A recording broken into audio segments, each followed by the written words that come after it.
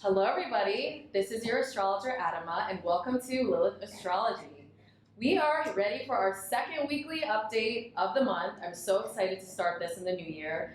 I was doing month by month, but now I feel like it just makes sense to just update you week by week on the general collective energy.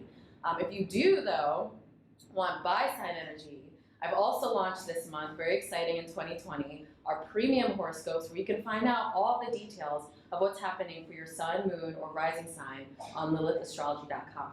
And it's very affordable, so all you have to do is click the link below to shop, and you can pick a plan that works for you. And also, I have higher plans that have things like webinars included, different discounts on readings. You also can get special invites for future events, and we're gonna have awesome chats and just live streams and transit readings that only members will be a part of. So I really wanted to tease that out there for you guys. And I also want to tease the Lilith series, which is an in-depth series where I talk to some of the movers and shakers in all different industries who also happen to be women, so that I can inspire you to live your best life and do your thing. So let's just get right into the week because it is crazy. I think the best thing to do right now is to get into this crazy week. If you saw last week's update, you know I was talking ad nauseum about the lunar eclipse happening on Friday, and I'm actually filming this on Wednesday. The lunar eclipse is happening on Friday, and that's in the sign of Cancer at 20 degrees. And it's not exactly conjunct the North Node in Cancer, but I mean, if you consider it such a wide orb, it really is. And it's opposing all this Pluto, Saturn, Mercury, Jupiter, South Node, conjunction, intense stuff that's happening in the sign of Capricorn.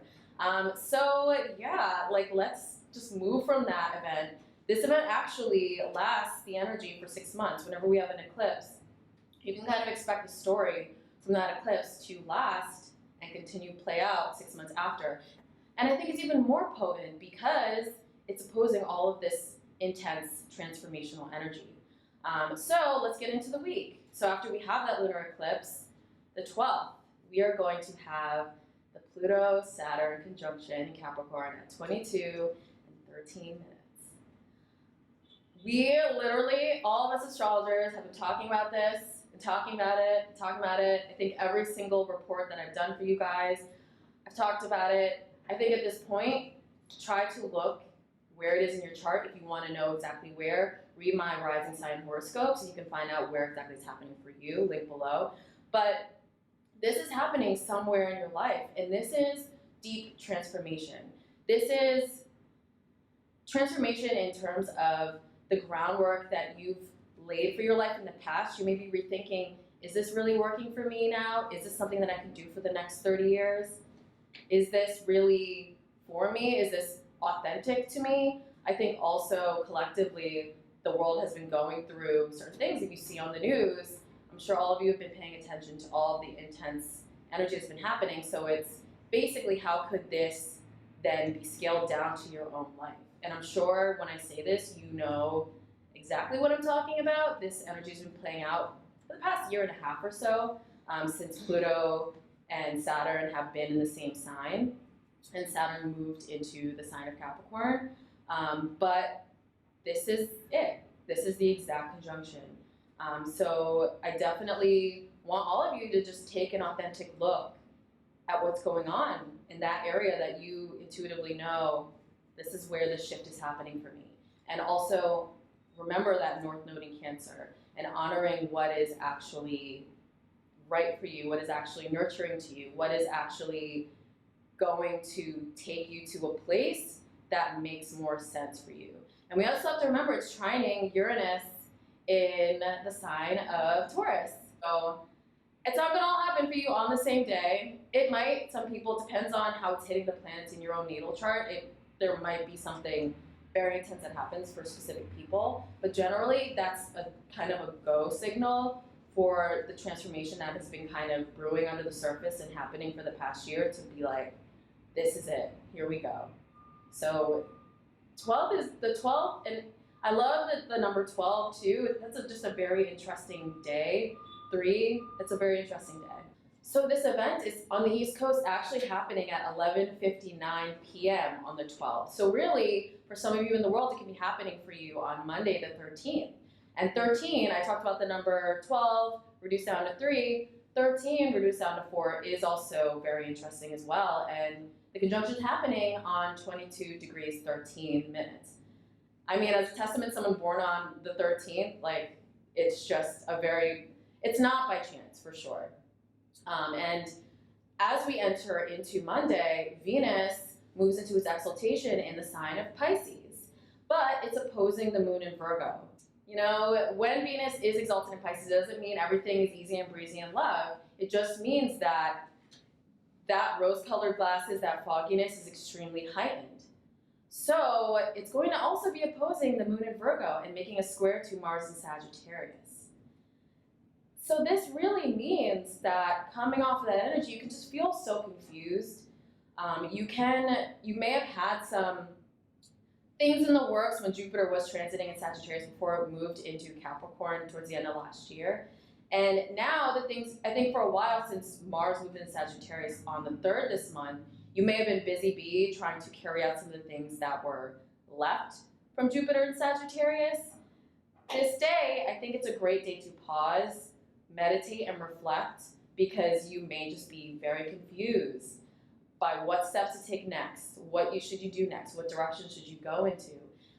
Mars in Sagittarius, it's okay, it's doing well here, it's a fire sign. But when you have that difficult aspect with Venus and Pisces, the tendency can be fogginess and lack of clarity in terms of how to move forward. It is, though, making a trine to the North Node in Cancer, where the lunar eclipse had taken place. So even though you do have this fogginess, I think looking inward, Cancer is a very empathetic sign. Looking inward and kind of seeing what's around you, noticing what people say, just going by your gut, I think could help you get through this a little bit of a confusing early part of the week. So with Uranus moving direct, as we head further into the week, Mercury moves into the sign of Aquarius and moves away from that stellium on Thursday the 16th. So the energy is like, I would compare that energy dialing down to like negative 0.5%, but basically that gives you a little bit more of a separation from that intense energy with Mercury in Aquarius. I really call that power to the people type placement. That's somebody who speaks for the collective, champions for the collective, champions for the underdog.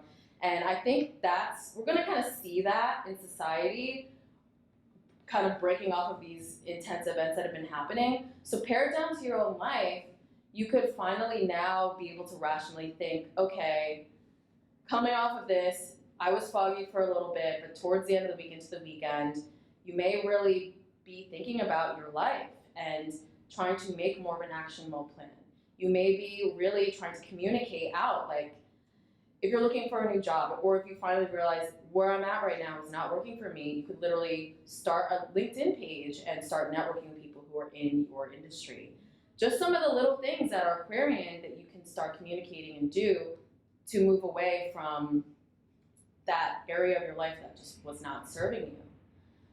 So I'm just really curious, with Uranus moving direct, with the Pluto-Saturn conjunction in the sign of Capricorn that has finally happened, I really just want to know, how is it personally affecting you guys? I want you to comment below and just tell your story, share your story. I'm really, really, really interested to hear. I will stay with you on this journey for the next 6 months and beyond. And I really want you guys to know that whatever happens, the universe is always there for you.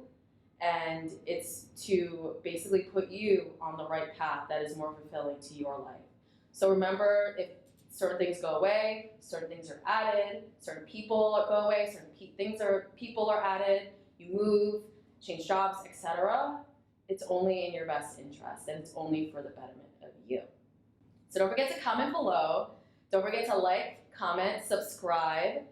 Find me on Instagram at Lilith Astrology. And don't forget, premium horoscopes are now available on lilithastrology.com.